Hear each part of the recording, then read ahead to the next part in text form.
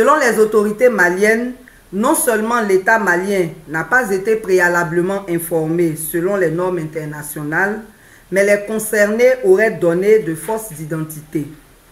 Les autorités maliennes ont contacté les autorités ivoiriennes qui, dans un premier temps, ont dit n'avoir envoyé personne à Bamako, avant de leur dire plus tard que c'est la 8e rotation d'un contingent ivoirien pour le compte de la MINUSMA. Dans un communiqué officiel, la MINUSMA a réagi en disant ne pas reconnaître ce contingent, mais tout en précisant que le type d'armement découvert ne correspond pas à celui d'une mission de soutien.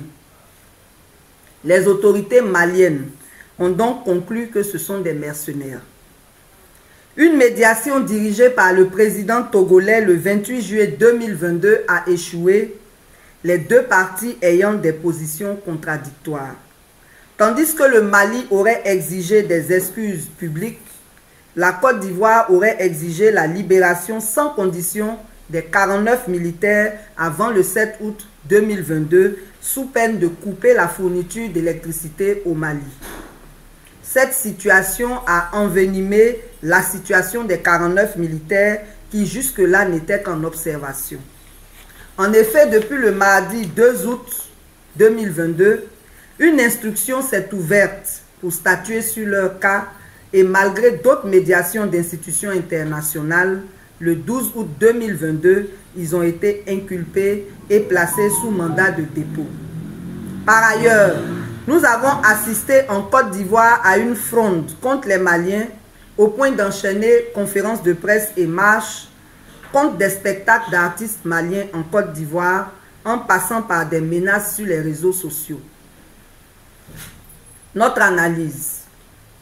Ce problème très embarrassant pour les peuples maliens et ivoiriens n'est survenu ni à la suite d'un problème entre deux peuples, ni officiellement de l'État de Côte d'Ivoire, puisqu'il s'agirait en réalité d'un contrat privé dans lequel on a engagé des fonctionnaires ivoiriens.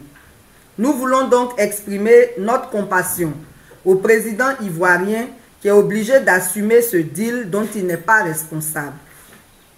En effet, il n'y a eu aucun conflit communautaire dans les deux pays et si la responsabilité de l'État était engagée, l'Assemblée nationale aurait été consultée de même que le Conseil des ministres.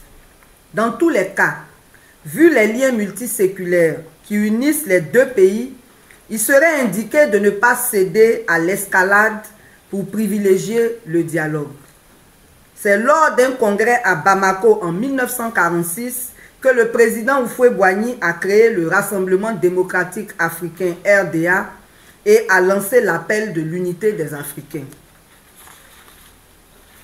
Chaque parti a donc sa version des faits, mais le plus important, c'est qu'au nom des peuples ivoiriens et maliens, chacune mette de l'eau dans son vin, pas son yamankou, pour privilégier le dialogue à travers une médiation. Notre position.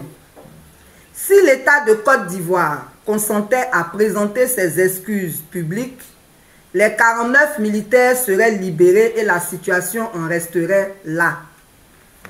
Si l'État de Côte d'Ivoire ne consentait pas à s'excuser, l'Assemblée nationale devrait demander une enquête parlementaire pour que toute la lumière soit faite sur cette situation embarrassante.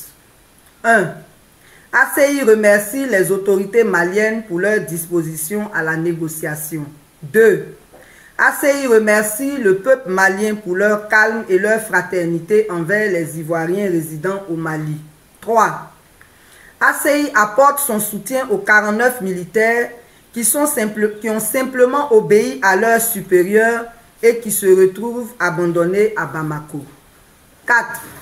ACI apporte son soutien aux familles et aux amis des 49 militaires et leur demande d'intercéder auprès du chef de l'État de Côte d'Ivoire pour une issue heureuse. 5. ACI remercie le président de la République pour sa disponibilité au dialogue et l'encourage, malgré l'échec du Togo, à faire un dépassement de soi pour s'impliquer personnellement, car on ne fait jamais assez pour la paix. 6. ACI propose d'apporter sa modeste contribution à la résolution de ce conflit. Si l'État ivoirien consentait à faire confiance à l'implication de la société civile pour la résolution de certaines crises, nous avons déjà commencé à entreprendre des démarches dans ce sens auprès des autorités ivoiriennes et maliennes. 7. ACI appelle l'opposition, les guides religieux, les rois et chefs traditionnels, le médiateur de la République et le Parlement à s'impliquer dans la résolution de ce problème. 8. ACI demande au peuple ivoirien de rester calme et de garder des rapports cordiaux avec nos frères maliens résidant en Côte d'Ivoire, même si vos marches pacifiques ne sont pas réprimées comme les nôtres le sont. Enfin, ACI invite les parents des 49 militaires à une réunion le lundi 22 août 2022 à son siège à 14 h pour une concertation en vue d'entreprendre les démarches pour la libération des 49 soldats. Infoline 07 47 45 11 45. Que Dieu bénisse nos deux pays. Fait à Abidjan le 18 août 2022 pour ACI, la présidente. Je vous remercie.